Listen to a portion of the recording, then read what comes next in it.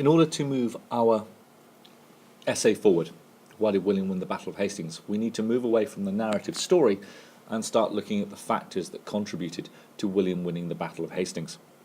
Now, in this particular worksheet, students have got the story, the narrative story of the Battle of the Hastings, from the initial invasion through to the conquest of England by William, starting with the invasion, obviously ending with his killing of King Harold.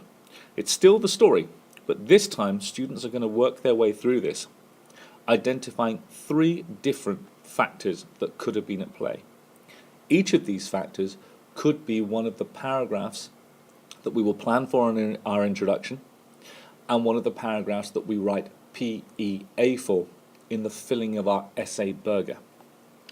Students need to work their way through this task, identifying luck, tactics, and resources, and colour coding appropriately.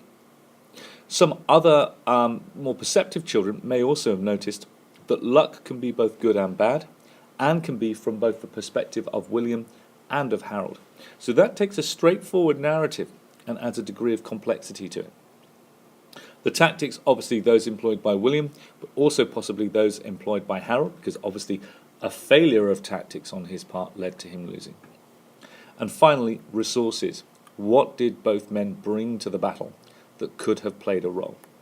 As they are working their way through this activity, they are asked to think about that plan and that argument for their introduction.